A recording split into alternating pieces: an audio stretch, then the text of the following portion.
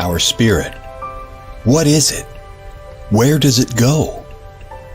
Are we able to see them using our mind's eye?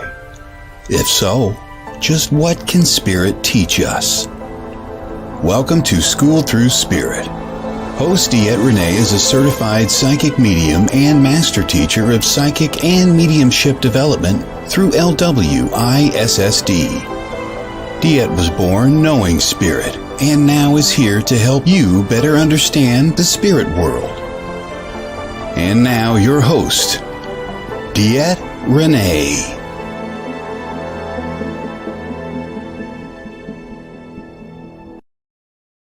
Good Monday morning, everybody. This is Dette here on School Thru Spirit with WLTK-DB.com.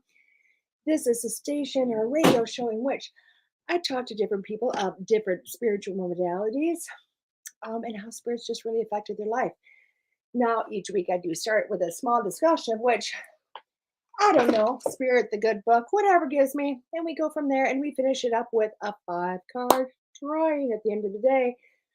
I just got up and ran during the credits and came back. And guys, I got a surprise if you stick around for the end of the show. Everybody's got to guess what's in the bag, and I'm going to reveal at the end of the show. Anyway, hello, Tim. Hello, Keith. I don't know who Facebook user is, but I'm going to figure it out. Good morning, good morning, good morning. That is always, good morning, Miss Lori. That is so aggravating because I never know where those go, and I never know where to find those names, and it just drives me batty. But we're gonna figure it out. We're gonna figure it out, aren't we?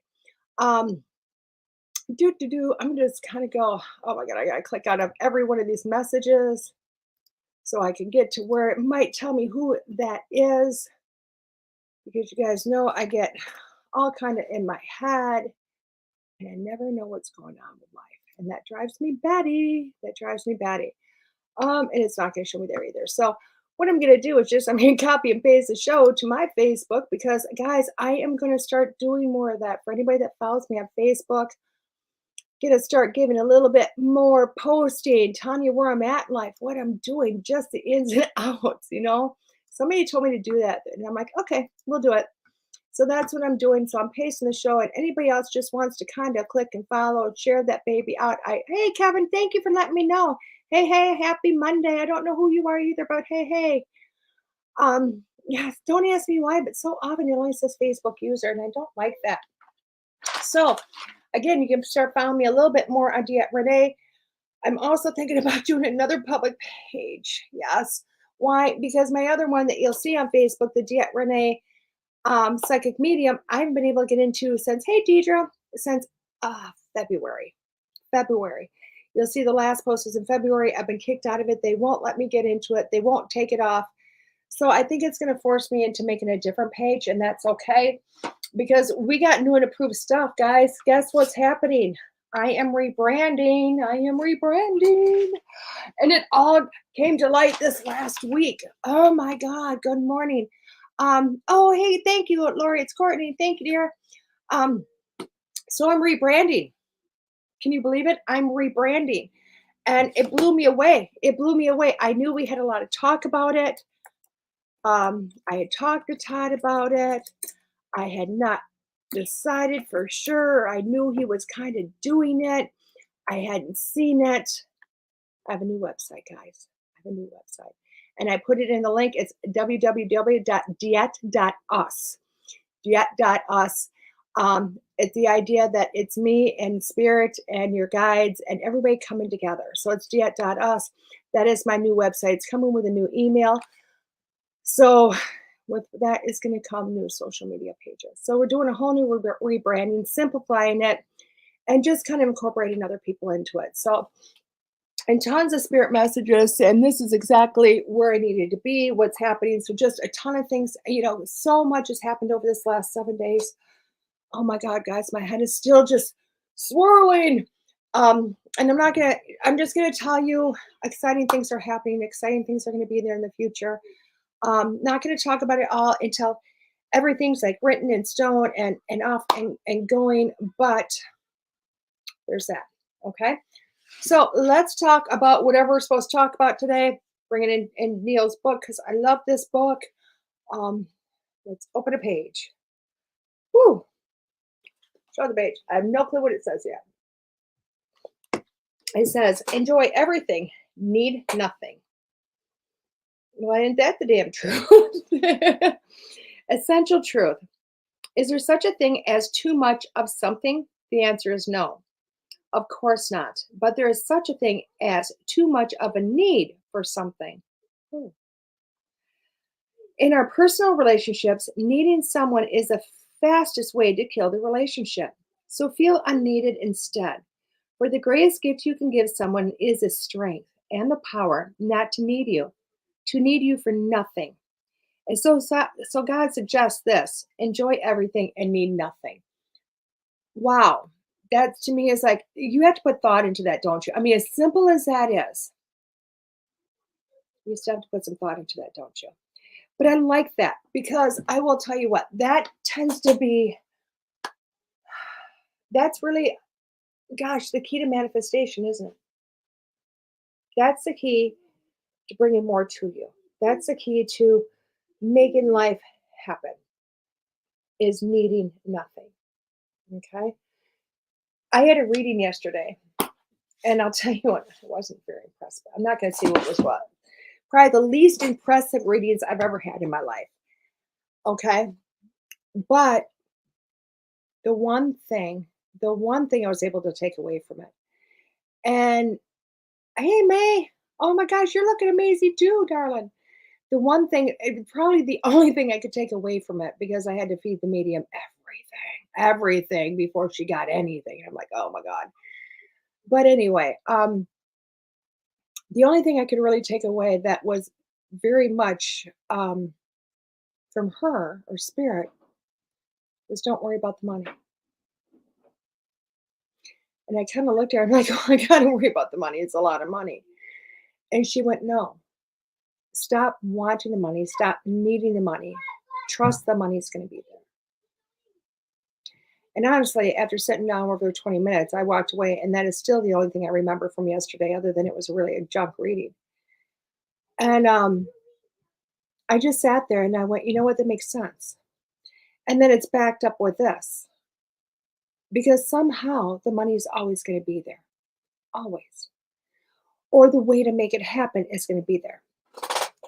And let's expand this beyond money. Let's expand this to opportunities. Let's expand this to people in your life. Let's expand this to people coming back to your life. Let's expand this to situations.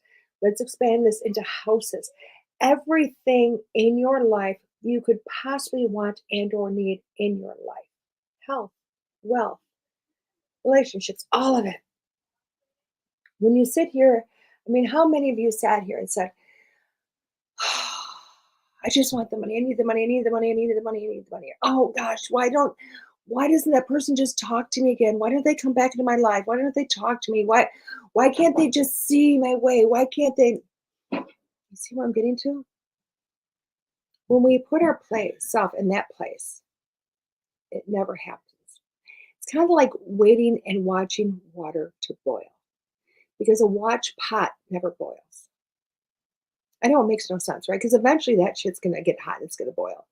But you feel like it's never going to, because it's something you want so badly that you can't get your mind. Good morning, Miss Teresa. You can never get your mind off of it. And when you can't get your mind off of something, boom, it never happens. Or it takes a hell of a lot longer to happen. So what are different ways of doing this? And I know none of this makes sense, guys. I know it. None of it makes sense, does it? In the golden rule of manifestation, none of this crap makes sense, right? That's why when they had the secret, there was no secret. Seriously, there was no secret in the secret, because really it's all in your face. Okay? And I'm going to tell you, I always go back to Mike Dooley, don't I? Gosh, every time I try to talk things that I got to pay attention to, my throat, you're going to notice when things that I needed to pay attention to that I'm not paying attention to, and I try to speak about it, I'll sit there and have to clear my throat because my throat chakra's going, no, I don't want to speak the truth. I don't want to believe the truth. And so this is me going, yep, this is stuff I have to pay attention to. But, I like to go in and I like to look at Mike Dooley. You guys know I've talked about him a lot. So, go ahead and get dressed. I don't know how I'm going to do this off camera, guys. Little one wants to get dressed. Okay, kneel down. Kneel down. You guys can't see this. Get on your knees. Get on your knees. We're going to dress her while we're doing this. Get on your knees. I'm on my knees. You're on your knees. You're not on your knees. Her mom's here. She just, for some reason, says, Nani, can you do this for me instead? But in the words of Neil Diamond Walsh, good thing everybody loves the Addie. You know that? Everybody's going, there's Miss Addie. Say hi, everybody. Hi, everybody. Say, sorry, I have plans today, and Nani didn't quite get me ready beforehand. There you go. Can you go brush your hair? Perfect. Gosh, she's so beautiful. Okay, so, Mike Dooley. Oh, she wants to show you what she got. It's a dog cage, guys. It's a dog bag carrier. She kept having these wonderful little dog bags or little dog carriers. She's got all of her little puppies in here. All these little puppies. Oh my God, and owlies and squishables and everything. They kept breaking. So because they were really cheap plastic. So yesterday I was like, I'm done. I went out and got her an animal carrier. That is in Walmart. So that she can't crush it. Okay. I see you later. Love you. Bye. Go brush your hair, please. So when you talk about, I know, Nanny needs to pull a card. She won't be here to do that today, Miss Lori. But you know what? Maybe we'll do a live and she can do it then. Okay, Dawson needs to show you his ribbit. Come on, Dawson. Show everybody your ribbit. Ribbit. Show ribbit. Perfect. Okay. Go get dressed. Love you. Goodbye. Goodbye. No, just show them. You just showed them. You just show him. Yep, that's Froggy, huh? You just show him that. Okay, they see that. Okay, goodbye. Go get ready. Okay. So with Mike Dooley, okay, we all know I love Neil. I mean, I wish my hair looked that good when I woke up. I know. It's crazy. So I'm going to tell you, because The Secret is really kind of an old thing now. It's an old book, an old movie, an old whatever. It's been forever ago. And I mean, gosh, it's got to be 20 years or better, And a lot of good information was in there, but nobody really made sense in it. Okay, nobody made sense in it. So I'm going to tell you, my greatest place to make this stuff happen, like what Neil just said, make happen, is really following Mike Dooley. I followed him for years. And I will tell you, even though I followed him and I did some of his practices, it wasn't really until lately that I've actually been doing the practices. Crazy, huh? Because I think the secret to everything of manifestation isn't having the verbiage and having all of that. It's to have the belief in here that this can be done. So in the words of Mike Dooley, how to make this happen, but to have it make it happen in 10-second increments. And it really is 10 seconds. Why? Because if you want for something so badly that you're putting more than 10 seconds into it, it becomes a need. And it becomes a I want. And you're trying to make it come to you. And everybody knows if you want, you just keep wanting. You never get. So how do you make this happen? How do you make stuff come to you? How do you make money come to you? How do you make things come to you? Okay? I'm going to tell you 10-second increments. In 10 seconds, you can put a lot of details into something.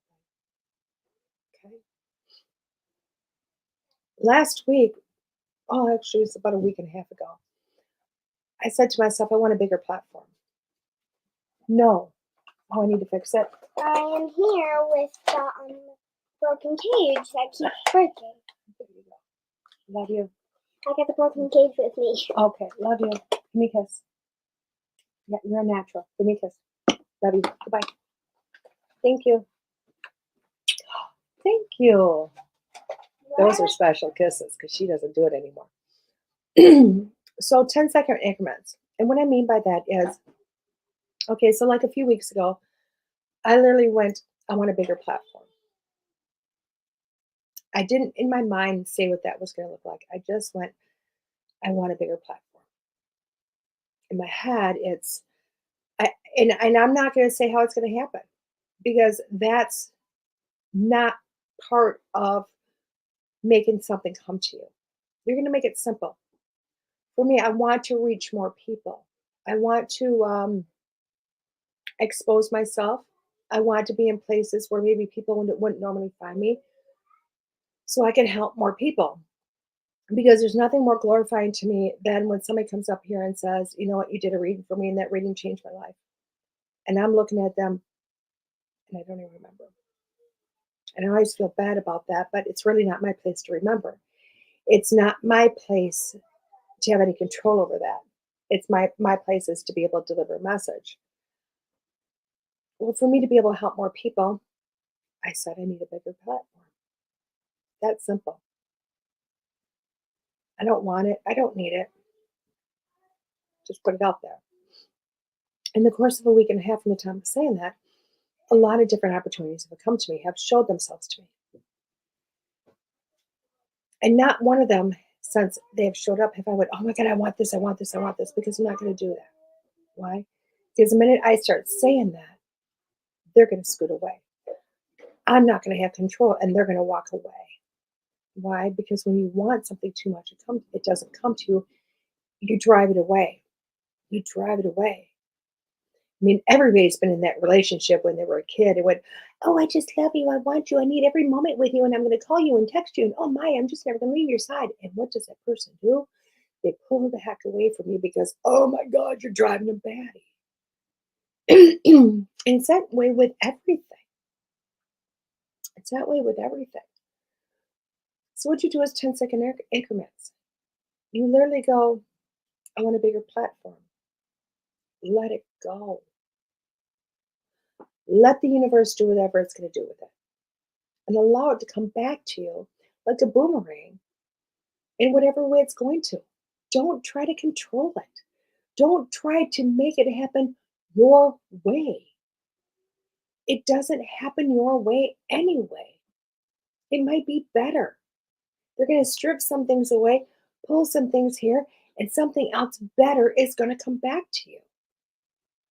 You're just going to have to rewrap your mind around what it was they put in front of you. That's it. So if you want a different place to live, put out there, I want to move. Let it come back. Later in the day, later in the week, later in the month, and you see a house that you like. Literally put out there, I'd like to move into a house like this. Let it go. It'll come back. Or something better. Yeah, I want a big kitchen. Put it out. Let it come back. 10 seconds, guys. But you don't do it over and over again in the same moment, in the same day, same hour. It's as you go. Guys, I found the perfect house for me in New York in January. Oh my gosh, I fell in love with this. Almost every single aspect of this I fell in love with. I mean, there's a few things I would change about it. That can happen later. And I went, I'm ready. I'm ready to buy a house. I told the universe that.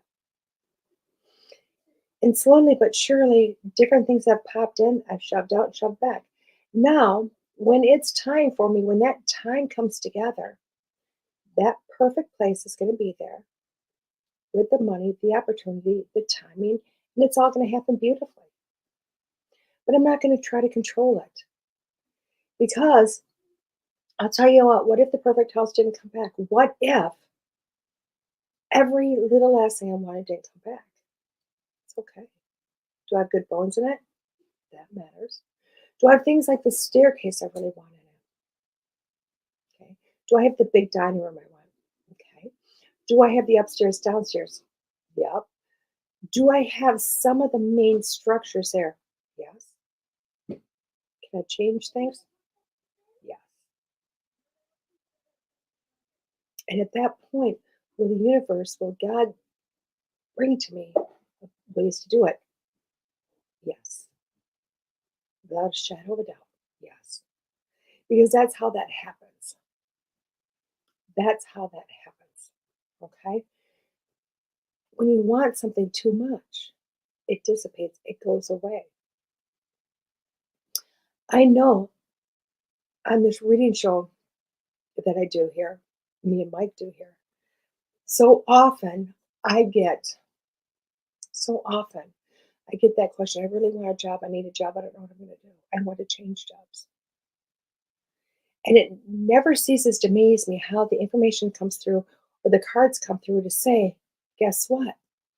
It's there. It's around the corner. Allow it to come to you. It's going to happen. So I want you guys to take a moment this week and think about, what is it that you would like to have in your life? Throw it out there and let it go. Don't try to drive it away by too much wanting. Put your heart into it. Put your love into it. Put your feeling into it. Allow it to go out. And then see what boomerangs back at you. It's going to be beautiful. It's going to be amazing. Okay? Well, that being said, we're going to take a quick break, guys. And when we come back, we have Tim here, and Tim is going to talk about his story and photographs and everything that he does. This is Dette here at School Thru Spirit with WLTK-DB.com. See you in a few.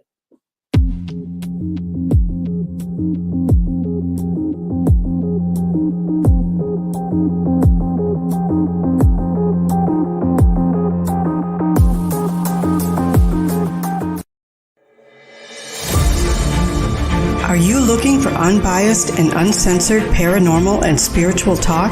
At WLTK-DB.com, we offer several talk shows ranging from self-care to hauntings and everything in between.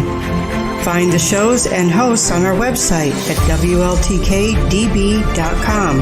You can watch them live or catch up on your latest favorites. While you're there, be sure to check out the store and pick up some of the latest station swag. Did you know we had a station blog, or that you can host your own show? It's all online at WLTK-DB.com. Looking to advertise? Check out our competitive pricing and let's get you noticed. WLTK Talk Radio has something for everyone. So be sure to stop by and say hello at WLTK-DB.com.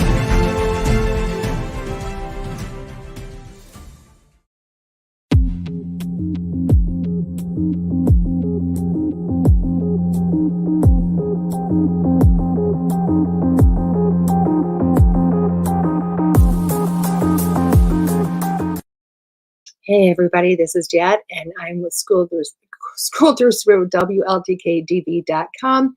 This morning I have Tim with me. Tim is the founder of the Fox Cities Paranormal team. He's also works with Pawtographs for Pooches, which is events that really are hosted all over to raise funds for dogs and shelters. And I'd love to bring in Tim. Hi. Hey there. Can you hear me? I can hear you. Can you hear me? I can hear you. The Okay. video's a little slow, but I'm okay with that. I was like, you were like froze, and I'm like, is he there? He is here. He is here. Hey, Tim. Hey, how you just doing? looked on Facebook. I didn't realize how close you lived to me. I'm like blown away. Yeah, we're practically neighbors. I know. I didn't even realize that. I'm like, wow, that's close. So, but Tim, who are you? How'd you get into this work? Oh man, Big who am I? questions, huh? First of all, thanks for having me on. I have got a new work schedule, and I don't get to do these very often, so this was kind of exciting for me. And most shows are at nighttime, not morning. Yeah. So who I am is a guy that got into the paranormal field, 15 and a half years ago now. Wow. And because of the house I'm in, still live here. Had some things happening in my home and couldn't explain them. And I guess long story short is I tried to find a team to come in here and talk with me and explain the things, but I was not worth their time. So I did my own research and eventually started my own team. And that's the reason that you see us doing so many residential cases, because I don't want people to think that they're not worth my time. So that's how that all started. I love that. It gave me the Fox Valley platform. Fox Valley is a big platform now. It's a big. It is. It is. There's a lot of us running around now. You give it 3 months and there'll be more. October hits and we've got teams that put together for about 2 months and then they're gone. But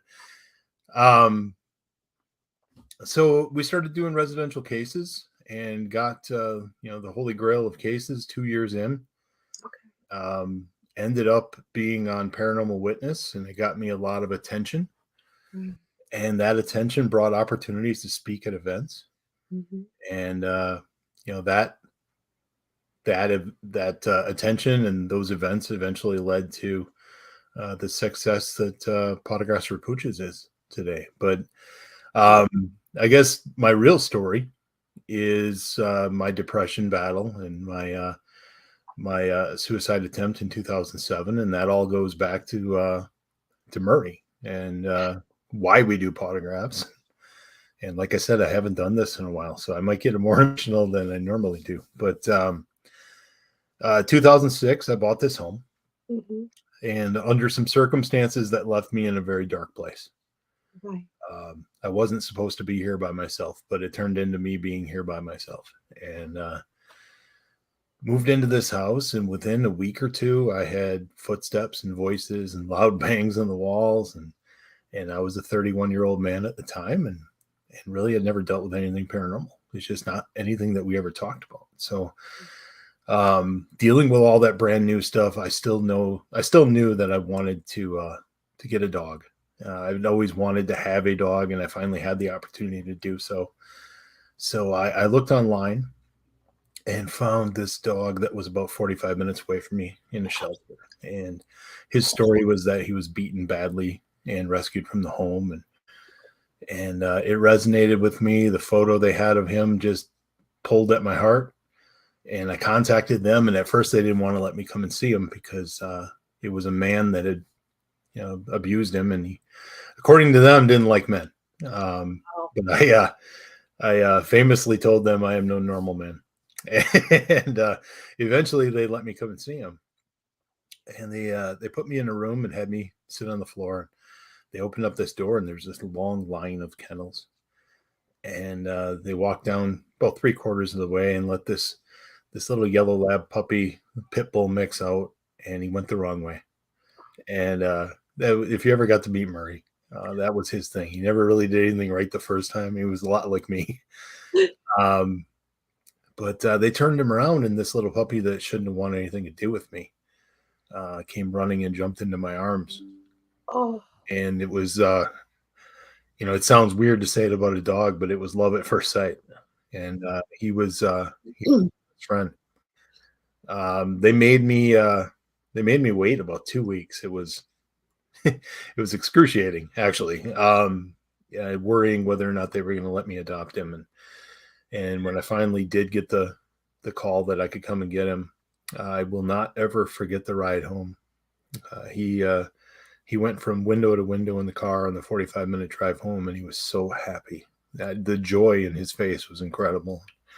And if anybody knows me, they know I'm a crier. So I cried the entire way home. I got tears in the corners of my eyes. I'm like, why am I got tears in my eyes? But he was amazing, and we were close from the beginning. But like I said, I was dealing with some stuff, and the depression really was kicking my butt, for lack of a better term, because it's morning, so we want to keep the language good. Yeah. But I was dealing with a lot of stuff. It was really heavy, and at that time, men didn't really talk about their feelings. Just a short time ago, a lot still don't. So I didn't really open up to anybody, and I was kind of dealing with it on my own. And it was early 2007. I don't remember the date exactly. I think that's me protecting myself. But I had a night where I sat in my bathroom with the biggest knife I had in the house. And I went through family and friends one by one. And just came up with an excuse and a reason why they'd be better off if I wasn't here. When you get to that point, there's no rational thought in your mind. And I just remember being at that point and feeling something on my arm and looking down, and it was Murray. Wow. And he had rested his head on my arm, and I crumpled to the floor. It snapped me out of it. I just held him. And I don't know how long we were on the floor. I usually say we were laying there hugging each other for an hour, but if I'm being completely honest, I have no idea. Time just kind of stood still. So Nobody's ever got me to cry before, Tim, just so you know. I firmly believe that if he had not walked into that room, I wouldn't be here today. Yeah. And, for that reason, the last 16 years, all the things that we've accomplished would not have happened. The people that I met would not have happened. Right. I hear a lot from people that are like, you have such an amazing life and you get to do all these things. And I do. I realize how lucky I am. I'm very grateful for all those opportunities. But it doesn't take away, what your brain tries to tell you. And I know you saw the post I made earlier today. It was a rough weekend. Yeah. So it's still there. I lived every day while Murray was still alive. I lived it for him. Every day I would lift up his ear and whisper into his ear, "Thank you." And, with the Pawtograph stuff, I'm still living every day for him. Yeah. I made him a promise, and I'll get to that in a second. But we, like I said, we were on Paranormal Witness. We started to get a lot of opportunities, a lot of attention. Right. And I started to do events, and there was this table that they give you, and I had nothing to do with it. And I was okay with it, but I thought, hey, there should be something that we can make out of this. So the idea for Pawtographs for Pooches was really simple. I just had photos of Murray and I taken, and we got a stamp of his paw made, and that's still right here. Oh, I love that. And he would Pawtograph the photos. That's where the Pawtograph comes from. And then I would personalize them, and we'd sell them for $10 a piece at events. And the first event we did, we raised $10. So very humble beginnings. And I still keep asking Katie Kintner to this day if I can have that picture back, but because she was the one that bought it at the first event. But she's like, nope. The idea was small in the beginning. There were no expectations. I would get to go to events, and I think the first time we had $100 is at Winnipeg Paracon in Canada. Wow. And then the Little Traverse Bay Parafest in Petoskey, Michigan really got behind it, and I think we raised $250 there, and I was over the moon. Yeah. Because I didn't have any expectations. And then my good buddy John Cassidy, who runs Little Traverse Bay Parafest, pulled me aside, and he said, what if we did an event just for the shelters? And I said, I don't know if you and I can sell an event, John. And we did. Italian cat. we sold 56 tickets to that event. Yeah. And we raised $715. And honestly, that was one of the greatest days of my life. I didn't know if it was ever going to get any better than that. And then we started really pushing forward with Pawtographs. I came out, I guess. I became more vocal about my struggles with depression, which is a very difficult thing to do. Honestly, it makes you very vulnerable, and a lot of people think they know you a lot better than they do. Yeah. But we started telling Murray's story, and I always say it's Murray's story because if he wasn't there, there'd be no story. Right. So I'm just the human that gets to tell his story, and so it really resonated with people. And folks that struggle with depression and mental health, they would come to me at these events and they'd say, hey, thank you for talking about something that nobody wants to talk about. I've met some wonderful, wonderful people. Continue to get a lot of opportunities at Paracons. We started doing more and more of the Pawtographs exclusive events. Right. And right before COVID hit, I think our last event before COVID was like $7,500 for an event. And I was like, this is great. We're finally gaining traction. And then COVID hit. And for about a year, we had to shut things down. And we were one of the first events to come back. And at that event, we raised $13,000 Incredible. in a pandemic. And to this day, it's been 10 years. We started this in April of 2013. And in 10 years, we've raised just over $114,000 for shelters around the country. And I always like to tell people that, Murray's legacy is set. That was the whole reason we started this. And unfortunately, in 2019, Murray passed away. Most heartbreaking day of my life, if I'm being honest, because there was a lot of people that were worried about me, and what happens to you now, because they knew the story so well. I wondered what happened to me. My dad passed when I was very young. And I always used to tell Murray, I was like, when you get there, you got to make sure you find Grandpa, because I can't handle the thought of you being alone. And it happened very fast the day he passed. And as I was taking him to the vet, I kept reminding him, like, you got to let me know that you're okay. You got to let me know, otherwise I'm coming to get you. And I think everybody knows what that means. I don't have to put that in. But I had a bunch of friends come over, family, just to kind of watch over me that night, because they were worried. And I appreciate everybody's turn. Right.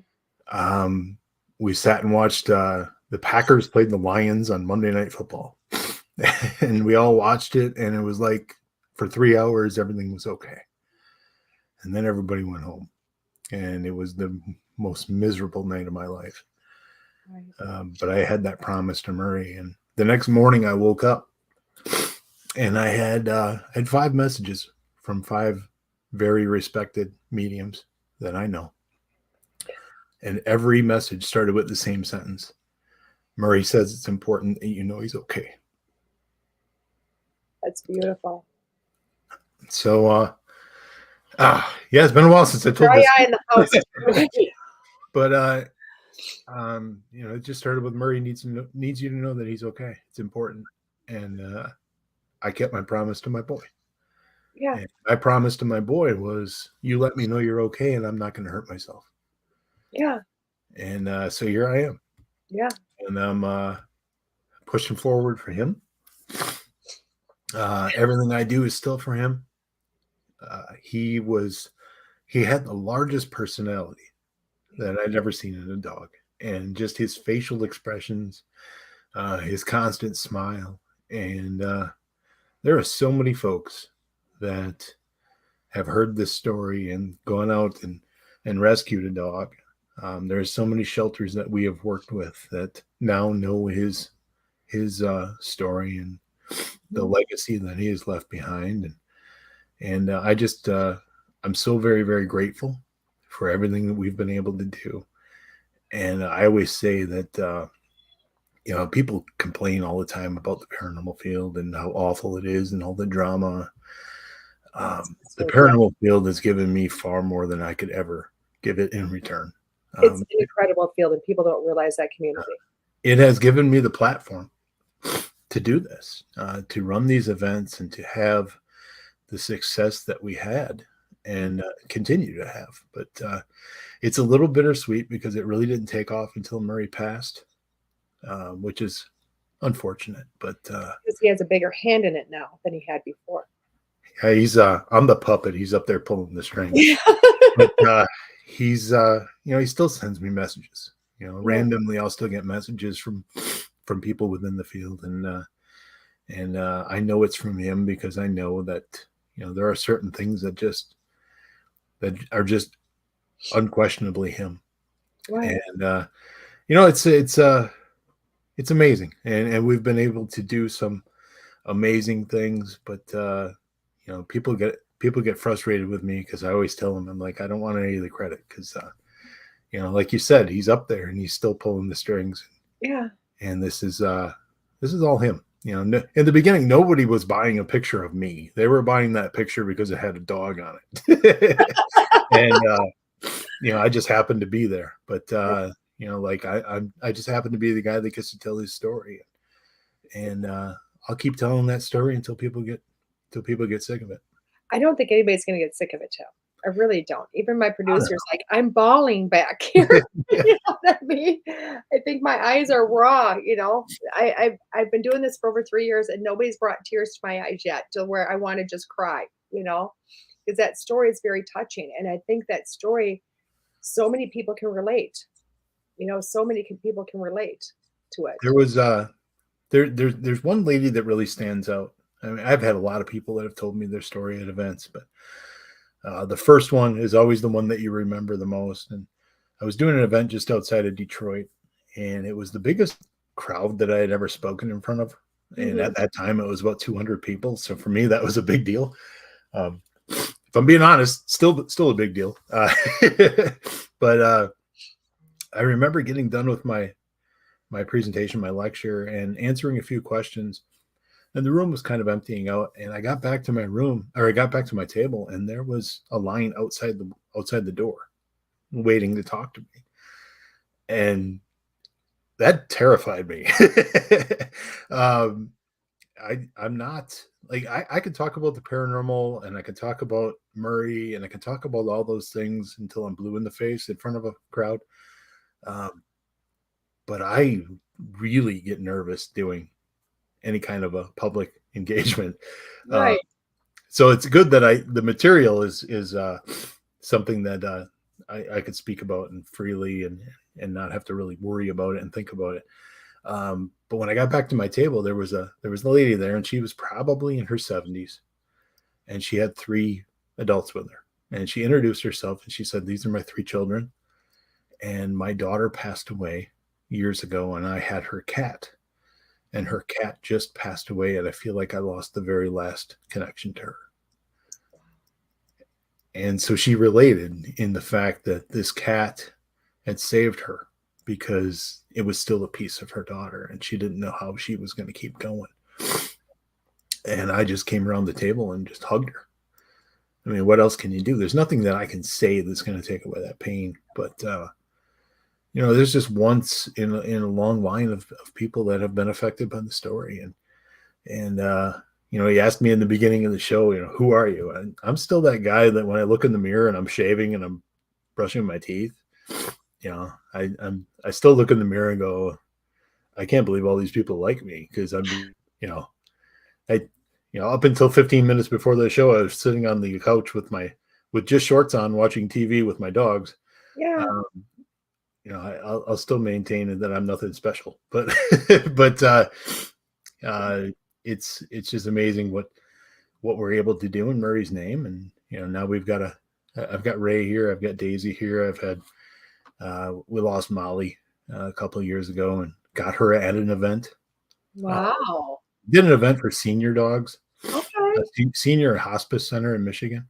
Right. And they brought her along as an ambassador for the shelter. She was about 10 years old at the time. She had heartworm, and she was going through, she would go through the treatments. Right. They didn't know she had a heartworm at the time, but they brought her to the event as an ambassador, and I was sharing chicken nachos with her. And the lady who runs the shelter came over to me, and she said, you can take her home. Wow. And we gave her a great home for 3 years. That's awesome. And she was a sweetheart, an absolute sweetheart. She was best friend for Murray, and added years to his life, Right. and made it special for him. So a lot of great things have happened, and I feel like I gave you like a 40-minute answer to a one question. Because the whole time you're talking, I don't know, and I think but I can't say names. I will remind you of it afterwards, but I have a dear friend of mine that reached out to me a while ago, and I know you know him because he's been at your events, and he went, yeah, somebody really needs an emotional support puppy because their depression is so incredibly awful. What can we do? And I believe that puppy is going to be delivered today. I'd seen that. I know what what I'm talking about. Yep. And I believe the puppy's being delivered today. I believe today or tomorrow. I believe it's today though. So I listened to your story, and I know he got that idea from you. He called me up, he messaged me, and I'm like, well, let's do this. I've never done this before. Let's do this. You know what I mean? Yeah. And to me, it was an inspiration of what you do. It really came from you to go, we can do something to make a difference on a smaller scale, because look at what Tim's doing on this huge scale. Can we make a difference in one person's life then? You know, that was the depression, you know, Yeah. And I incredible. met that person at an event in New York. If I say the name of the place, you're probably going to know who I'm talking about. I know exactly what. And she finds out about everything else after the puppy gets delivered. And so I had Rob at an event in Michigan this past March, and we all got to tour the shelter that we were donating to that weekend. And it was nice to get there with the speakers and for them to see where the money was going. Yeah. And why we were doing what we were doing. And that was for the Humane Society of Huron Valley in Ann Arbor, Michigan. And we're doing another event for them next year. And they're wonderful, wonderful people. And we're very, very happy to be working with them. But it's pretty special when you hear stories like that. And to think that you might have had, you know, a small part in that. But I think you had a large part in it. I really do. You know, for somebody the story touches people. The story goes, you know what? Something so small can make such a huge difference in somebody's life. Yeah. You know what I mean? And then when you bring a community together to make it happen, it gets bigger, doesn't it? Yeah. It gets huge. You know, there are so many people in this field that have wrapped their arms around Pawtographs and have not let it fail. Yeah. Or not let it fail. I know English. I speak English every day. You're good. It was difficult in the beginning. Right. You know, there were a lot of shelters we dealt with in the beginning that didn't want anything to do with us because it was a paranormal event. So that was a hurdle we had to get past. Right. There's been events along the way that we've had to cancel because we didn't have any ticket sales. Wow. You know, just one this year. We were supposed to do an event in May in Iowa, and sold 4 tickets for an event that had a budget at about $4,000. So you start throwing the numbers together, and you know it doesn't make any sense. But so there's been plenty of failures along the way, and you learn from them, hopefully. And we stick to the places that have been real good to us and supported us. And a lot of people think I live in Michigan. I thought you did. Because the state of Michigan's been so wonderful to me. Clearly, when I sent you an email or Eastern time in case you're here. No, I'm in Oshkosh. Right. I'm tucked away here, and in another week, our entire lives are turned upside down because EAA is in town. Oh boy! And it gets loud for about 7 days. But I've been to Oshkosh plenty of times, except for that week. yeah, you don't want to be here that week. But yeah, it's incredible. You know, Wisconsin, we do one event here in Wisconsin a year, and that's about all Wisconsin can support. Because for Wisconsin, a lot of times the paranormal is just too much. But I have found that, trust me. You know, I mean, I have been embraced by the paranormal community, and I love the paranormal community. But I find that Wisconsin does not always. Yeah. You know. So we do what we can here. We work with a good group of people here too. But I always tell people my heart is in Michigan. I'm doing 4 events in Michigan this year. Right. One of them is a Pawtographs exclusive event, and the others are Michigan Paracon, Little Traverse Bay Parafest, and Old Mill Paracon, Old Mill Parafest. So a lot of great people there. You know, I should probably give a shout out to Brad Blair, Tim Ellis, John Cassidy, and Tim Rian for having me at their events. I appreciate that. Right. But yeah, so Michigan really supports everything we do, and I'm really grateful for that. This doesn't have anything to do with either one of my previous statements, but Dan Class has been fantastic. He's given me Hinsdale House a couple times for events. We're doing one in 2024 yet. Are you? Oh we have not announced it yet. But that rumor might has an excuse to finally get there. Rumor has it it's next July. Yeah. I can't remember the date. If I could remember the date, I would just say, hey, yeah, we're going to be there this weekend. Right. But it's about a year out. Yeah. And I want to say it's like I'll be wrong. If I try to guess, I'll be wrong. As soon as we figure it out, we can announce it to everybody because Oh, it's July 12th and 13th. I just looked it up. There we go. Oh, love it. So July 12th and 13th, we'll be at the Hinsdale House next year. Yeah. And Dan he's a huge supporter of so much that, so much. He really is. Dan's a very good friend. He appeared at Pawtographs Parafest 4 last year in Ann Arbor. Yeah. The event that we raised $11,000 at in the middle of a blizzard.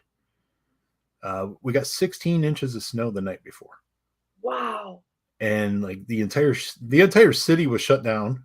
Mm-hmm. They were under a state of emergency. Dustin Perry landed in Milwaukee and rented a car and drove to Ann Arbor in a blizzard to be at Pawtographs.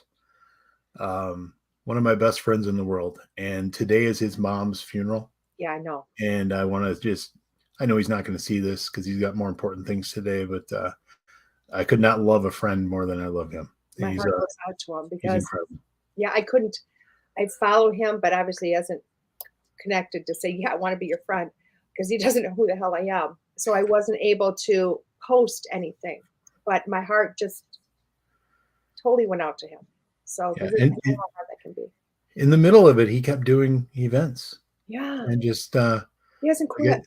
It's his private information, so I'm not going to give away any details. But I was on the phone with him the other day, and just out of the blue, he's like, "Yeah, my mom passed 2 days ago. It's been really difficult." Yeah. And I'm like, "How are you?" Yeah. Because he's one of those people that takes care of everybody else. You see this stuff on social media. He's the most genuine person I've ever met in my life.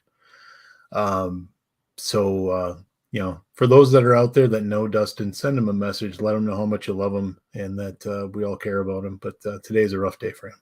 In prayer, yeah. I couldn't imagine going through that. So I was glad you brought that up, because I wanted to do a shout out today, but I was like, how do you do this? You know.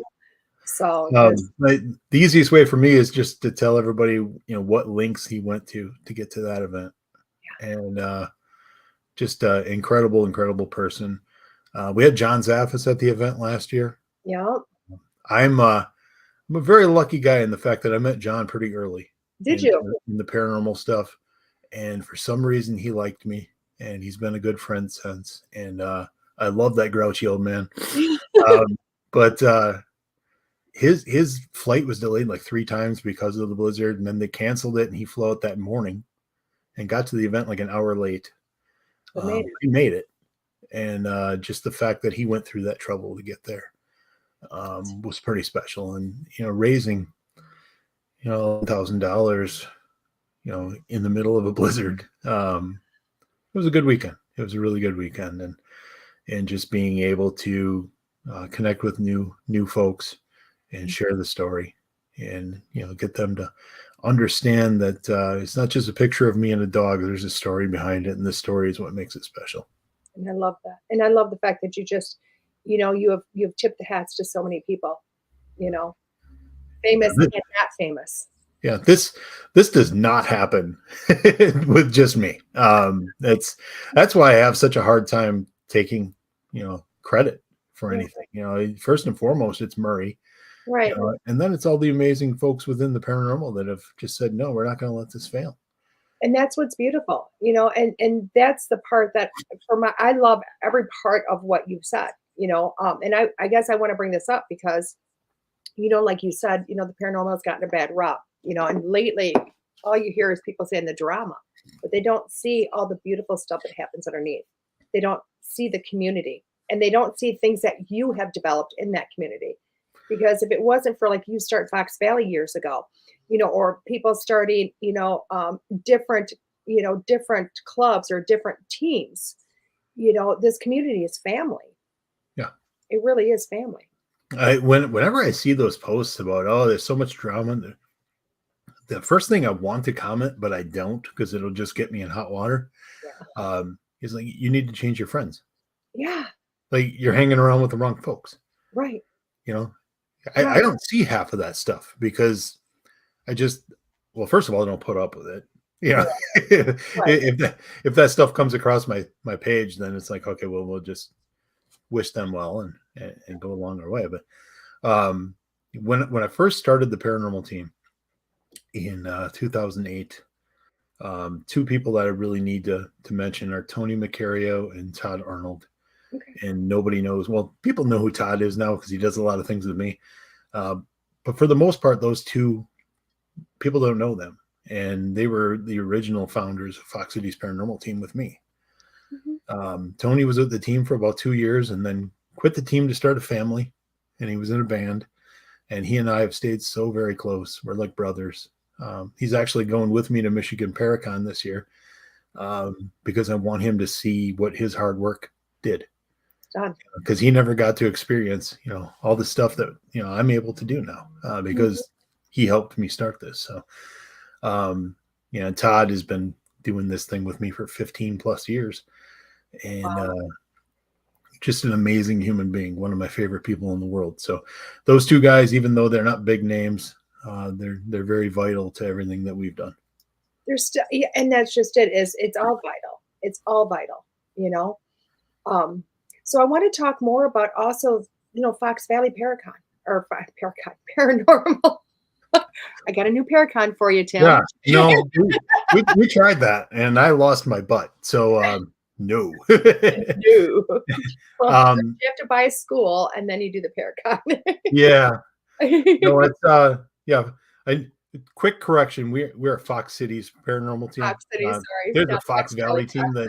Fox, I apologize. Yeah, they do their thing, and I wish them well, but we just don't see eye to eye. Right. So, right. Good for them. You're like, quick correction. Yeah, it used to be I would get messages from people that thought they were on my team. Oh, okay. So that's how bad it was at one point, but it's not anymore. But anyway, I'll let you ask your question now that I just interrupted you. So Fox City, what all, I know you do a lot of residential and things of that nature. My big question is because you hear a lot of this, especially with, ones that don't quite know what they're doing, walking into residential and possibly making things worse than better when you walk in there. Yeah. We've done 300 plus residential investigations. Wow, that's incredible. In You're 15 years. And there were the way we did it, I don't recommend. Right. Because when we started in 2008, our first case was a residential case. And thankfully it was family. But still, even it being family, not knowing what we were doing, at the time we knew everything. Walking in, had a lot of bravado and we're going to go in and change the world. But looking back on it, we didn't know what we were doing. And we very easily could have gone in there and made it much worse. And, thankfully we didn't. Right. But trial and error, not as much error as one would think. Right. I like to think we did pretty well, but that was one of those things too, that, when we got into the paranormal field, there were these connections that were available to us. Oh, wow. Then this network of friends that we really took advantage of, because it's not about us, it's about the client. And then later on, I would find out, okay, it's about the spirit too. But that took me a while. It takes a while. Yeah. But in the beginning, it's like, okay, well, I know these people. Can I contact them, get some advice? Because, we're trying to do what we can for the client. At the end of the day, it sounds weird for a guy that travels around and does events, but I don't care about the recognition. As long as the family's doing better. It doesn't mean we've gone in there and solved every paranormal problem. Right. It just means that they're more comfortable than they were before we got there. Existing better. So, so it was just that network of friends and learning. I always tell my friends, I've never read a book for fun. Like, I hate reading. Okay, I'm looking at you like, what? If I'm being honest, I really hate reading.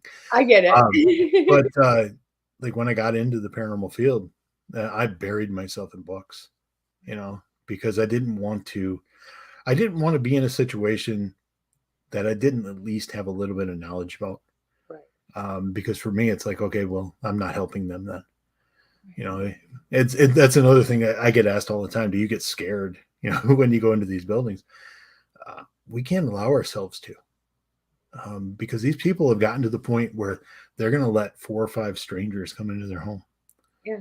You know, they've gotten to that point. And if I go in there and I'm reacting, you know, in a manner that tells them that I'm not confident and that I'm afraid, then I'm not helping them at all. So I've never allowed myself to really, what's the word I'm looking for? I've never allowed myself to be afraid. Have things shocked me? Have things startled me? Yeah. But for the most part, you know, we've kept it together pretty good and don't let that show outwardly. So, you know, that stuff is important to me. That, you know, like I said earlier, the people that we go to help, that after we leave, they feel like, you know, it was worth the time and that we helped a little bit and made them more comfortable. A lot of it is just fearing what we don't understand. Oh yeah, I would say it's a big bingo on that one.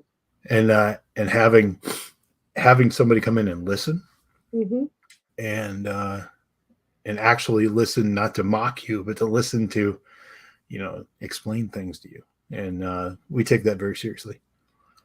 Which to me is incredible, because that's when you start to make differences.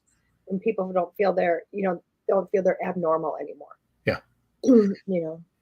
Yeah, there are folks that we helped. Geez, I mean the case that ended up on Paranormal Witness, we started that case in 2010. Yeah. And finished up in 2012. That's how I met Scotty Rorick. Oh, really? It was the first time we'd ever worked together. And I was doing a radio show for him on Z Talk. Okay.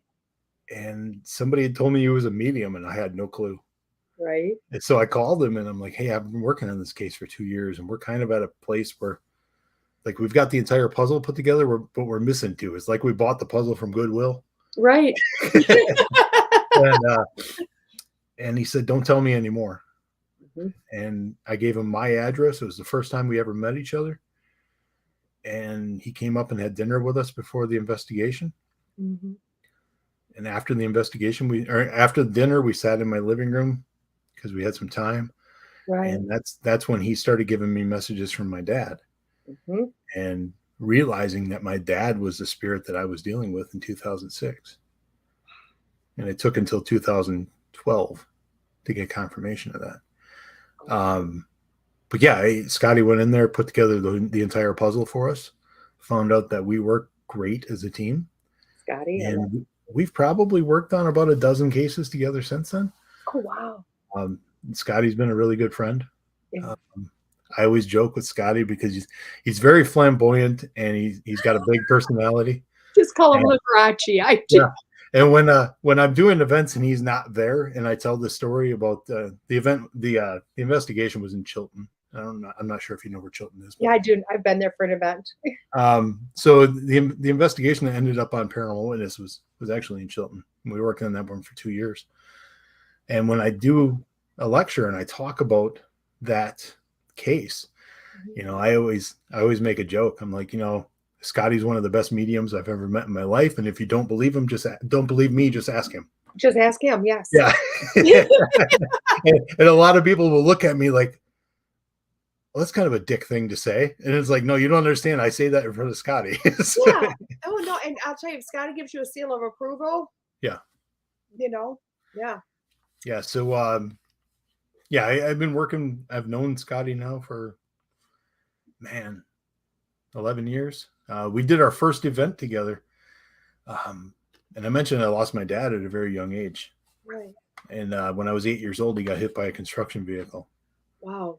And was in a coma for 6.5 years, and then eventually passed. The day they took him off life support, I went home, and I didn't stay with him. And I was 15 years old, and that has haunted me forever. And the first event I did with Scotty, I asked him to go outside with me, and I couldn't even get the question out of my mouth. I just started bawling. And he put his hand on my shoulder, and he said, your dad says that you're being too tough on yourself. You were 15. I never asked him, but he just knew.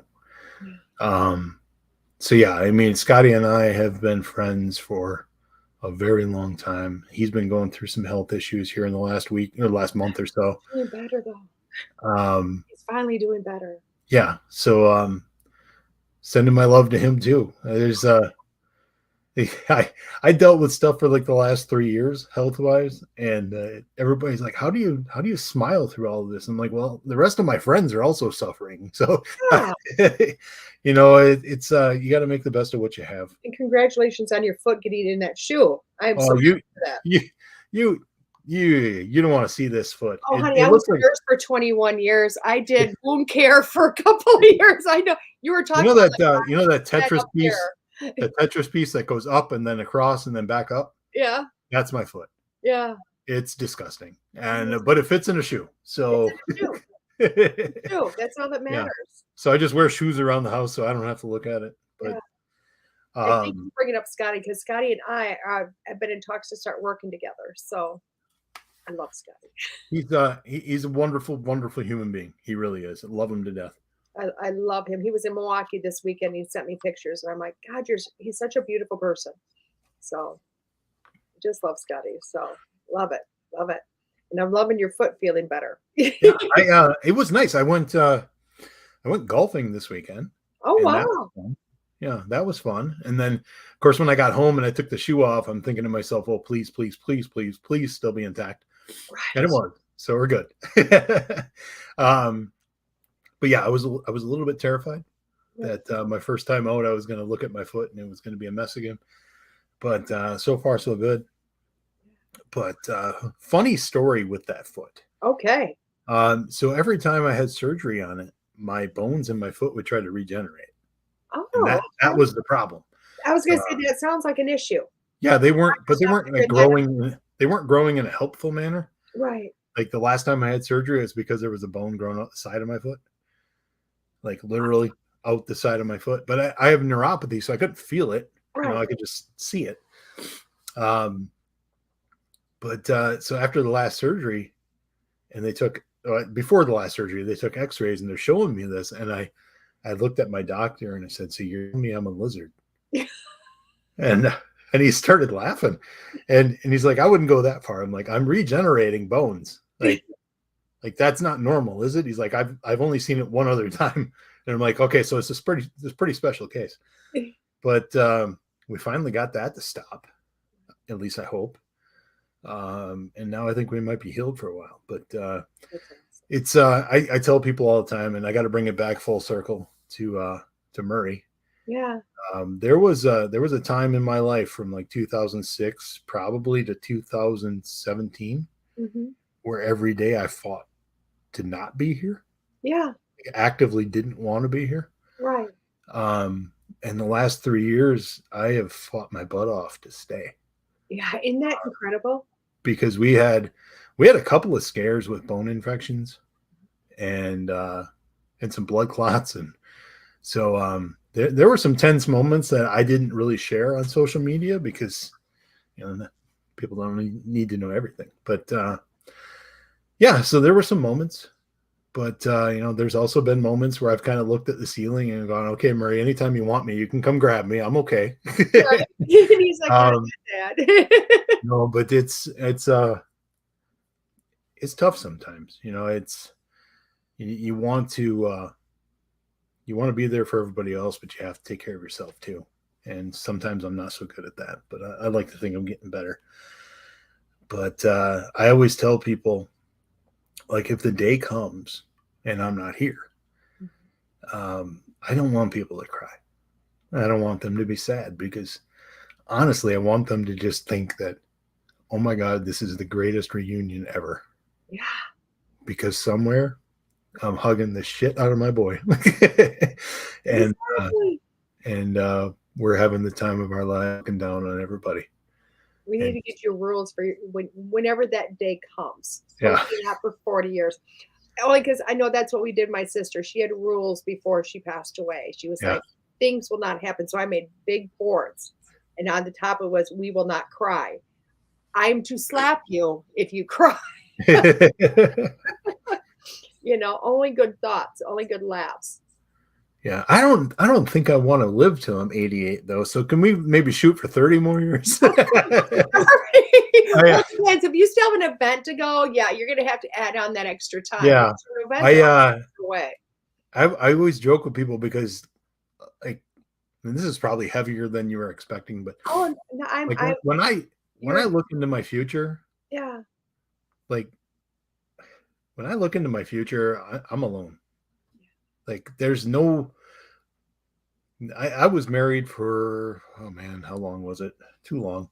But it was such an experience, like a horrible experience, that I just don't want to lose that freedom and that peace again. Mm-hmm.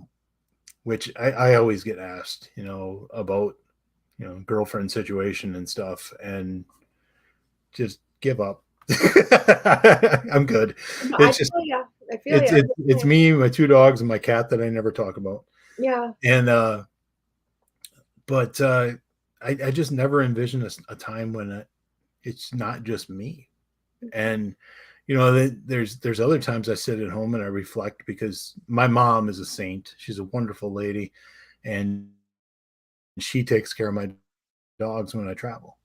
Yeah. And mom probably doesn't want me to say it, but she's getting up there in age. So there's going to come a time when I'm not going to do these events anymore, because I don't want her to have to watch after, well, especially Ray. She's kind of an idiot, and she's all over the place.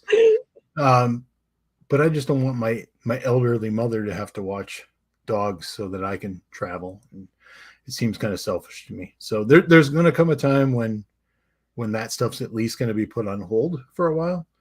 But yeah, I mean, I just kind of look into the future, and it's like, at some point I'm going to be in this home eating pudding on Wednesdays, and that'll be my excitement for the week. And I'll be getting It's unicorn rainbow then. Huh? Make sure it's unicorn rainbow pudding. But Will sit on the couch together, Tim, talking about all these people saying you're going to get hooked up. No, I'm not. Yeah. It's just, I don't know. That's just how I see things, and then if people keep pushing the envelope and keep pushing the subject, then I'm like, you know what? I'm perfectly happy dying alone. Yeah. I don't have any brothers or sisters. So, mom's all I have. Yeah. Love her dearly. Love my stepfather. But yeah, at some point I'm either not going to have dogs, Right, and I can travel, or I'm going to have dogs and the traveling is done for me. So I have a feeling they're all going to have, emotional support vests. well, everybody asks me why I don't bring like Ray to events. I brought her to one event, and there was only like 75 people there, but it was pretty overwhelming. Right. I've had taken Murray to a couple of events, and he was a giant ham. Oh, he just ate it up. He loved the fact that everybody was there to see him. The last event that I had him at was in Oshkosh. Right. And we brought him up on stage at the end of my lecture, and the crowd gave him a standing ovation. Wow. And I've got a photo of that, and I will cherish that photo for the rest of my life. Just the smile on his face. And then everybody came up to the stage and they were petting him. And he was always the star of the show. And he was the Batman and I was Robin. And I was more than happy to be Robin. Oh, I love that. Sounds like you've just had an incredible life because of it. Yeah, it was amazing. It really was. We got to do a lot of fantastic things, and just the time I was able to spend with him. And yesterday I took the girls for a car ride, which I don't do enough. Right. I'm very conservative that way, because I'm always afraid we're going to get in an accident, and I don't want anything to happen to them because of me. Right. But I put them in the car yesterday. We went for a ride to the lake, and we're just sitting in the car, Right. and they're looking. There's ducks right outside the window, and they're both, fixated on the ducks. And I thought it was cute. And so we're driving away, and as we're getting to where I'm going to get breakfast, I said something about the ducks, and then it dawned on me that, like, when we used to walk Murray to the pond, he would just go nuts over these ducks. Like, he loved the ducks. That was his favorite part of it.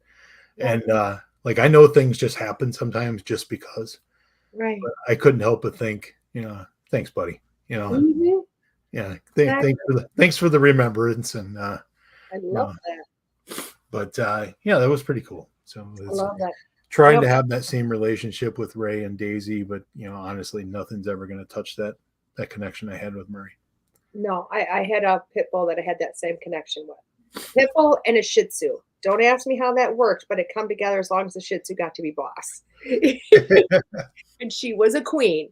But it was so funny because I used to put them in the car, and I found out what cup holders are for. They're not for drinks. They're for pup cups that you put in there, and they can eat the ice cream as you're driving down the road. So what you have an event in Wisconsin coming this year, is it? It is. It is this year. Okay. Yeah. I thought it was this year, and it's not that far. That actually shocked me. I'm like, Wisconsin, really? Oh my gosh, Let's this talk is about that, because I want people to come. I want people to donate a tip jar or something. It's for Second Chance North Animal Rescue. Right. It's in Ripon, Wisconsin, Mm-hmm. and it's at the Plaza Bowl in Ripon. It's actually a very unique event. This is the third time we've done it there. Paranormal speakers and vendors all day, and then we have a bowling tournament at night. A bowling tournament. And it's you don't have to be a good bowler. You just have to have you have to be a good sport about everything. Because you will have a room full of people laughing at you if you throw a gutter. Mm-hmm. But you also will have a room full of people coming over to give you hugs and high fives if you get a strike. Right. So it's a pretty incredible event. This year, the headliners are Shane Pittman from 28 Days Haunted and from Holzer Files. Shane's actually become a really good friend of mine in the last 2 years. Just a few weeks ago, I couldn't believe how incredible he was. I'm going to say this in the best way possible. I love that little dude because he comes up to my nipples. But You're nicer than Dave. You already know that. Yeah. But Tim Shaw will be there, making the trip from New York. I don't have the poster in front of me. Otherwise, I'd tell you everybody that's going to be there. I'm just going to look. I got you up here, so why not? Yeah. Okay. You keep talking, and I'll find the poster. How's that? All right. I'll keep talking as I still make an attempt to find the poster. Yeah, we'll both find it. Oh. Yeah. There it is. I found it. I knew there was somebody else. The first poster I got, it's like right there. Yeah. John Tenney is coming back to Wisconsin, doing a Pawtographs event for us. He actually did one of the very first Pawtographs events for me in Michigan. So it's going to be nice to have him there for this one. Dana Stricker, Jamila McKenzie, Christy Ayers. I know I'm forgetting people. You got Tim Woolworth. John, Todd, Jamil, Christy, Dana, Tim. That's it. And Tim. Three Tims. There's a bunch of Tims. Whenever I share that, everybody makes a comment. I think you need more Tim. Yeah. And I know more Tims. I just, I held it at 3. There you go.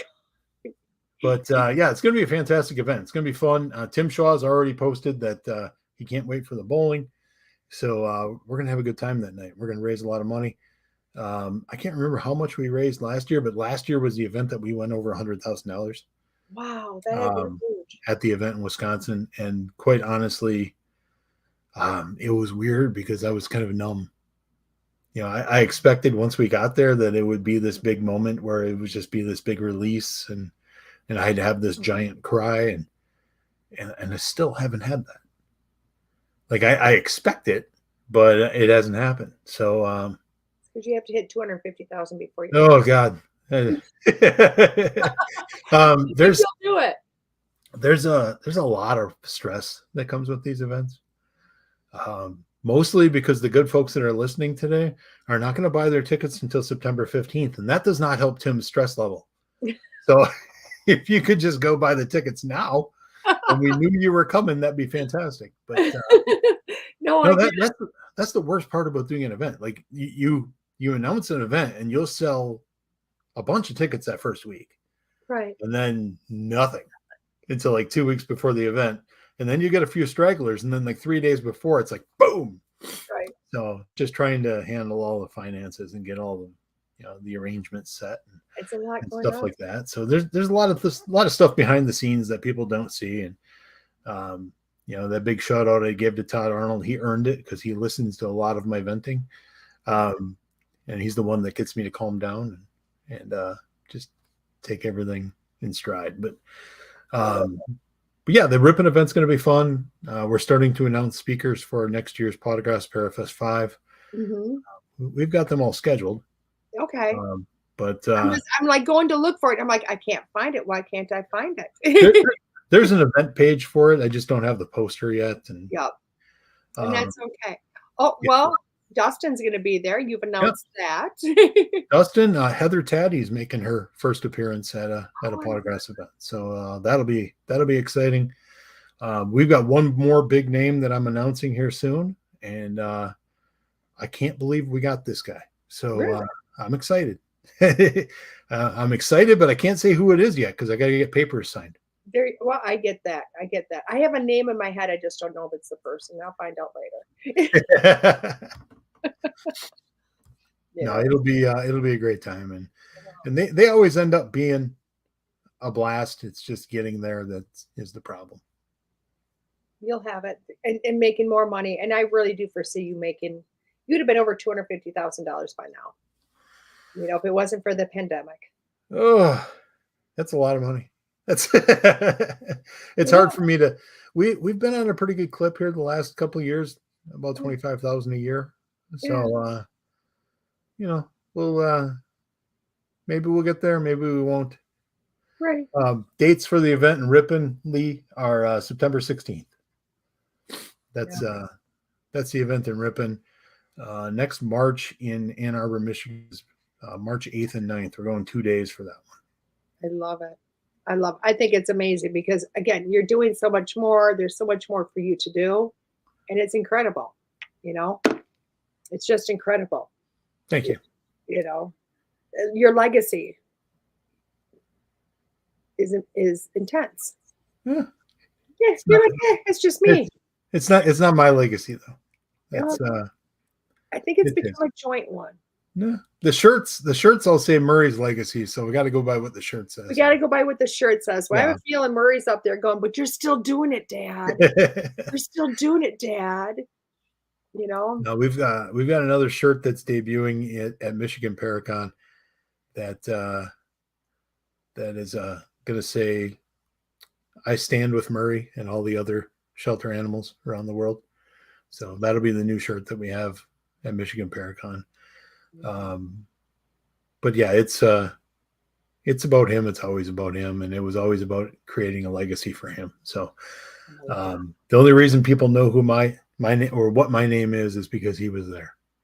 So if I were to take any more credit than that, I'd feel kind of guilty. But it's all the big guy upstairs pulling the strings, and we'll continue to dance as long as he wants us to dance, and for at least 30 more years. Yeah, we'll see. Are people able to donate? Well, you agreed to 30, not 40, but 30. So now I've got to hold you to it, Tim. Well, 30 to live. I don't know if I want to do events until I'm 70.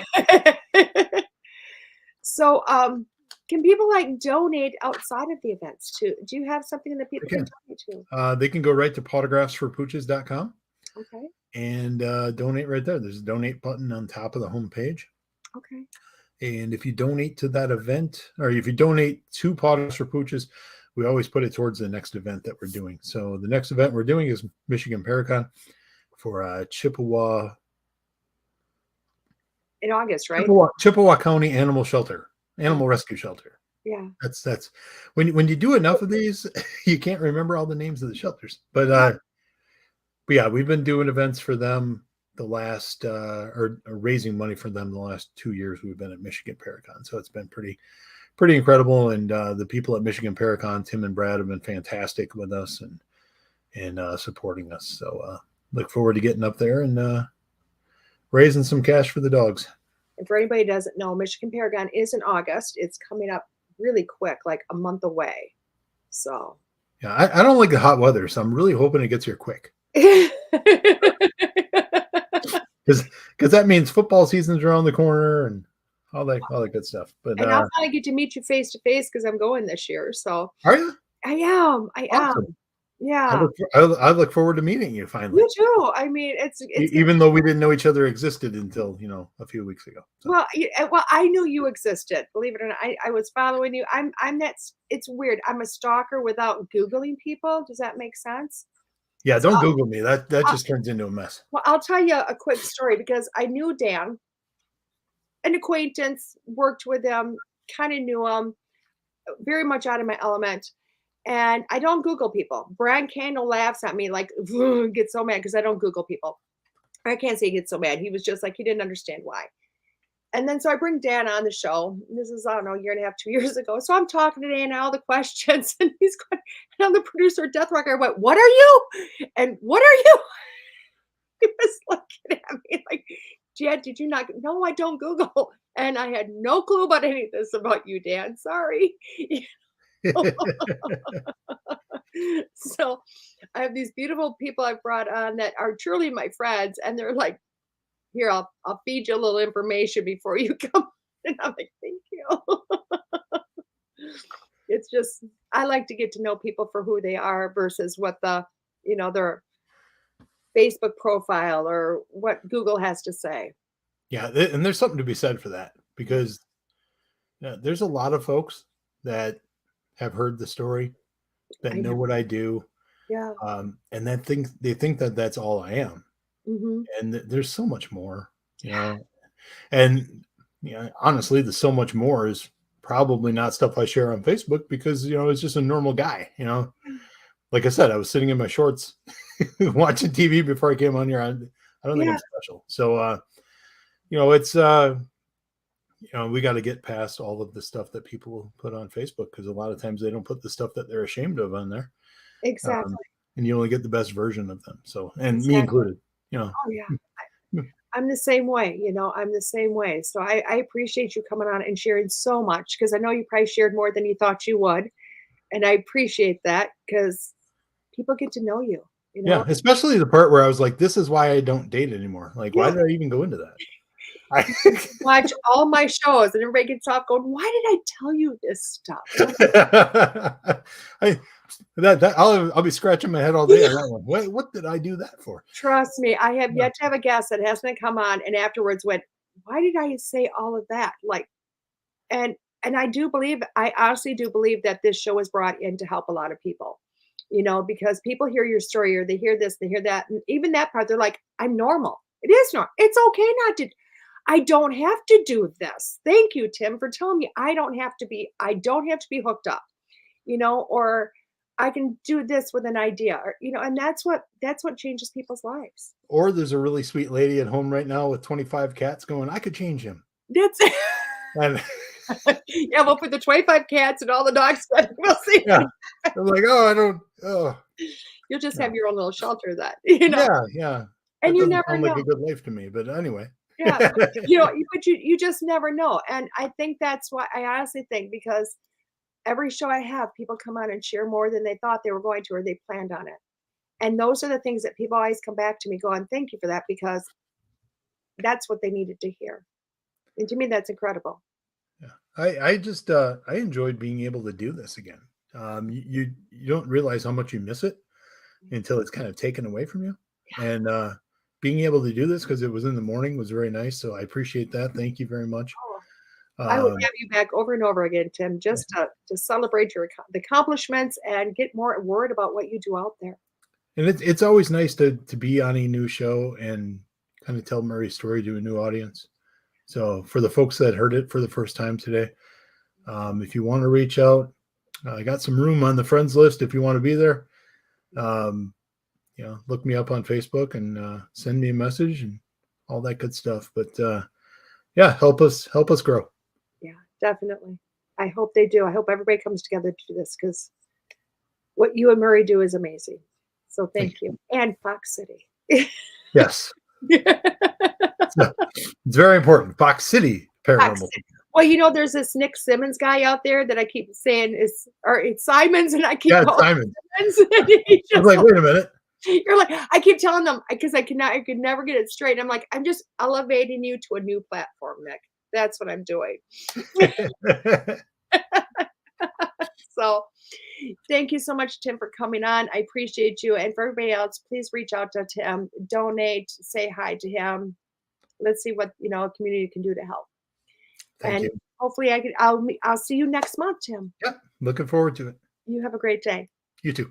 everybody else, I'll be back in a few minutes. This is Dette here on School Thru Spirit with WLTK-DB.com.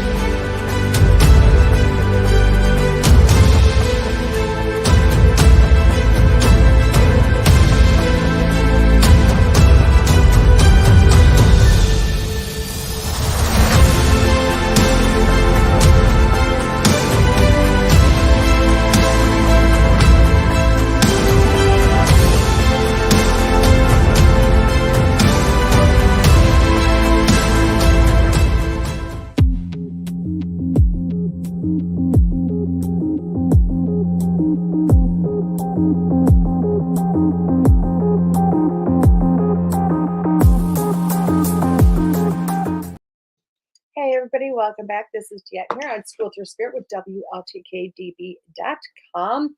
I've had the pleasure to have Tim on, and Tim with Murray's story, Murray's legacy, photographs for Pooches. Just Tim, like, so many conversations we had, just so much. Wow, huge. About just his journey, what he's done, over $100,000 for shelters. It's incredible. It's incredible. So please, everybody, if you have that, that couple of dollars in your pocket, or the ability to share on Facebook, if you don't have a couple of dollars, that's always more than appreciated. Go to Pause for Pooches, either donate and or share, just to get the word out, so that he can raise more money. He can do more and more for all of those animals that really need it, really truly do need it. What's in the bag? Did anybody guess what's in my bag? Nobody put a message up, so I was running out. My cards were getting boring, guys, apparently. And in the words of Todd, I was running low. So we're not in new cards. Yeah, Lori's like, I know you. I know it's in that bag. So, but I'm going to do something on here. I'm going to open them up on here. No, I got them from Ursong in Janesville, because that's where I was yesterday, and it's Denise Lynn's Sacred Destiny cards. Okay, and I'm gonna tell you, like I was telling Tim here before the show, we're gonna open them up, guys, in front of you, so you know how new these are. Brand new cards. Oh my god, I love things from Ursong, because it smells like incense. Smells so good. So let me tell you the story of these cards. I didn't hug Heather for you, Todd. I should have, but I didn't get a hug myself. She was so darn busy. But I was there. LOL at Tim. We are going to be the first to be beat up with new cards. Yes, Tim, exactly. I love this, guys. Yeah, I got an issue. Can you tell? I'm in love. But seems like every time I go to Ursong, it's usually to work, and that's when I buy a new card deck and I get pulled into it. So they're having this big event yesterday. It's a yearly event that they have. Excuse me, because of pandemic, they haven't had it for 5 years. So this year was the first year to come back, and it just blew up. And I was there all day yesterday with Addie, and we seen everything, and she got a little henna tattoo and got a bunch of stuff. And I was there. I escaped, did not buy cards. Was really good. And I got out, and I had this idea that Dawson's going to want a little henna tattoo. So I got a hold of Mom and Dad, and yeah, he wants to. So we met, picked up Dawson, took Dawson back. So that was the second time there, and managed not to buy cards. Okay. Which I'm thinking I'm doing really, really good here. So they weren't able to do the henna done. So we ran off, got some errands done, and went back a third time. And the third time was a charm. The store knew I needed 3 times. And quite frankly, what happened was he got us, we got there, we were a little bit early, we parked, we went, got his henna. We went and got his henna. I gotta get the cards open. First time it's always hard to open the deck. And was walking back. We were all three of us, me, him, and Addie, were walking back towards the car, which was next to the building. Now I'm not gonna lie to you. In my head, I hear cards. You need to go get the cards. And I went, I don't know, I need no more flipping cards. Not doing this. I mean, because already in that day, I got a new Raven. I got another beautiful stone. It's calcite with black tourmaline. Oh my God, the stone spoke to me. Love this. I got another one of those for my son-in-law. I got a selenite tower for my son-in-law for his desk at work. I got things for the kiddos. I'm like, I escaped pretty good. And the building was going, cards. I'm like, fine.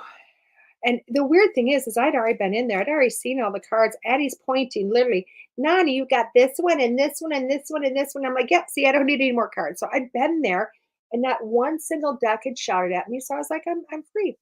So literally I walked back in the building and I'm not kidding you. Me and the kids walked back in the building and walked back to the cards and boom, there's this deck. And I'm like, okay, that's a deck.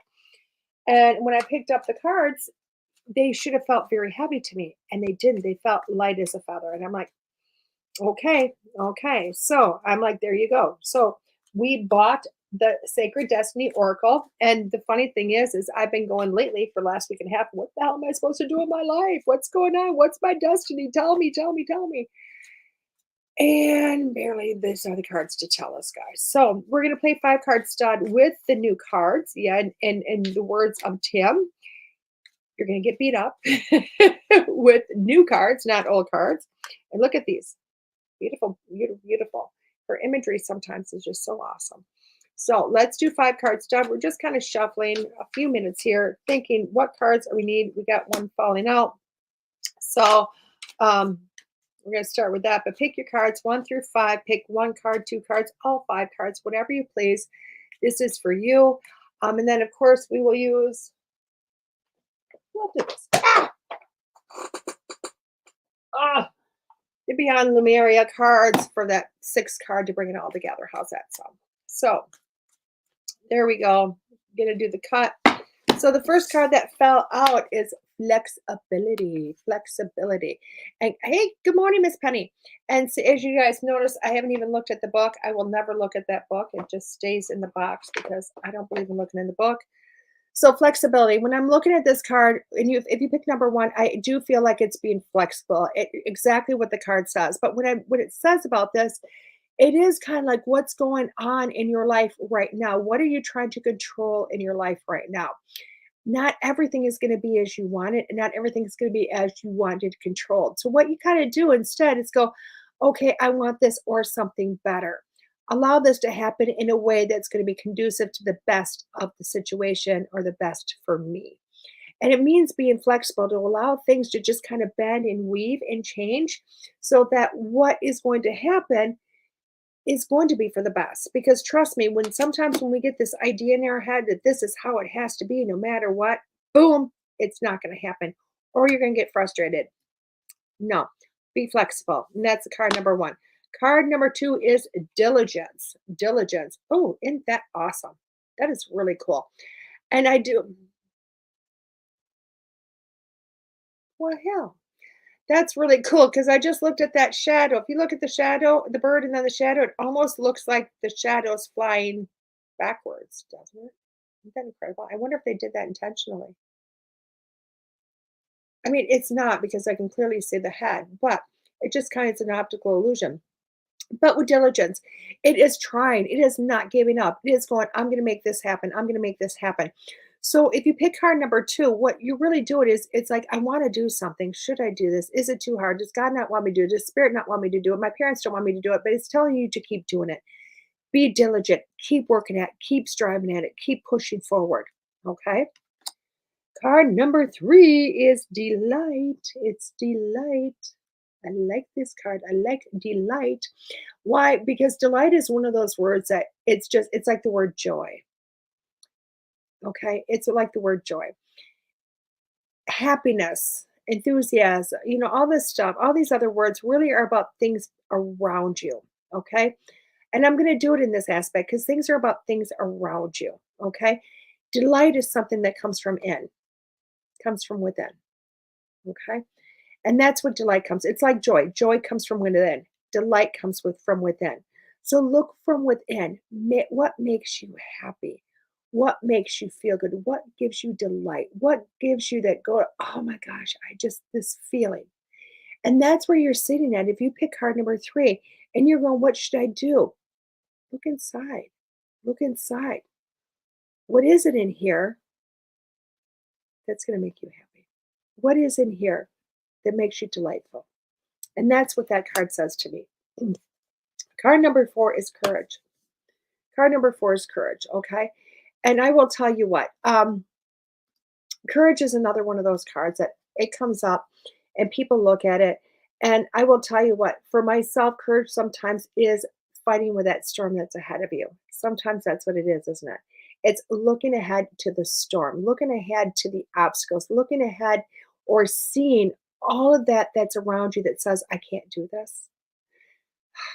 And having the courage to do it. Mustering down deep what you have and pulling it up to go forward. Okay. And that's what this is, because it tells me you have obstacles if you pick card number 4. You have obstacles. You have things around you saying that kind of scary. Kind of like, I don't want to do this. But something inside you says you need to. So muster that courage, muster that strength to say, I got this, and you're going to go forward. Okay. Now, the last card here is community. God, isn't that gorgeous? Community. And if you pick number 5, it is about you looking around your community. It is looking at what you have created around you. Okay. And it's so funny because most people see communities of something that's already been established. I like this community. I like that community. I like what's been established around me. And I'm going to tell you this is the opposite. What have you established around yourself? Because you can go into the best community in town and be very alone. But if you go into that community and you create a community around you, something you've done. And that's the community I'm looking at. And look at the transformations of which happens within the community. What does this community do for you? What do you do for it? Why have you created it? Put some thought into this, because this really is a lot about that community coming together and helping you in a common goal. Okay? Because that's what community is about. It's helping you through life in a common goal. Okay? So card number 1 is flexibility. Card number 2 was diligence. Card number 3 is delight. Card number 4 is courage. And card number 5 is the community card. Now, when I'm looking at all of this, it really tells me that, guess what? This is a week that it is about a lot of things happening. This week is just a lot of things happening. You're going to have to, keep mustering through it. You're going to have the courage to get through it. You're going to have to, because this week is just telling me if you've picked all 5 cards, there's a lot on that plate. In the words of friend, get a bigger plate, because there's a lot going on in that plate. Okay.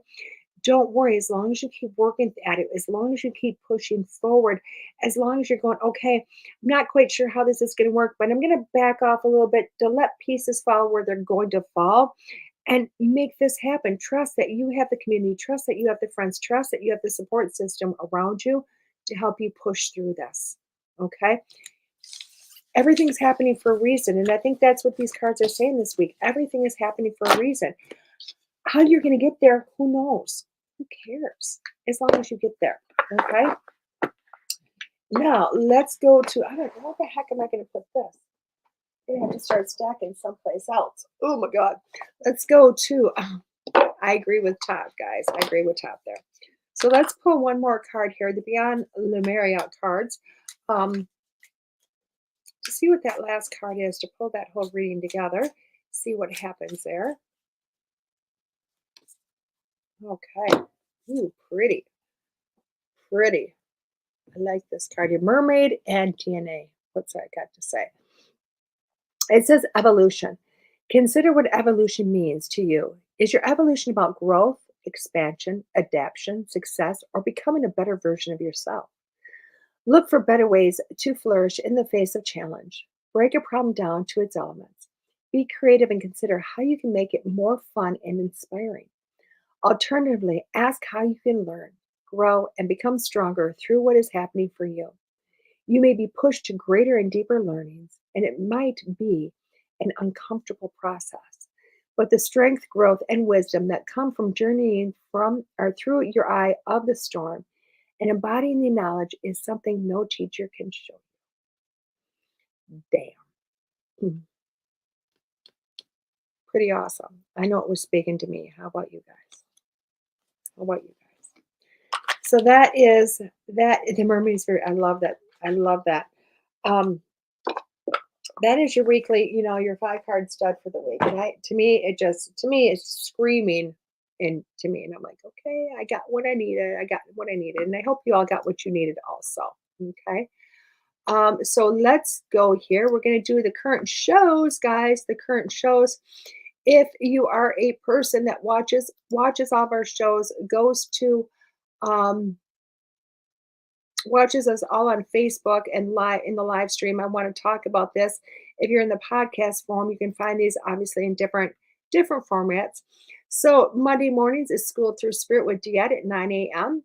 No Agenda with Mike and Jen is on at noon today, and they really have no agenda. They show up and do whatever, which is awesome. We have got Ancient Healing with Jessica Lynn at 6 p.m. Be the Change with Christina Bloom is at 8 p.m. And guess who her guest is this week? It's me. So you'll be seeing me and Christina tonight at 8 p.m. Tuesdays, we have Explore the Paranormal with Heather Lee at 9 a.m. Ane with Ane Shin is at 5 p.m. tomorrow. She is our tarot master. Unfiltered with Dette and Mike is at 6 p.m. tomorrow night. That's where I do readings. Mike does his coaching, and we just do a lot of chit chatter and have a lot of good fun. We have got Moment to Moment with Linda Hope at 7 p.m. Spirits Are Talking with Lisa Silverman is at 9 p.m. And then Paranormal Pete with Pete Orbea is at 10 p.m. Wednesdays, we start the day off with the Self-Care Show with Deidre Sanford at 10 a.m.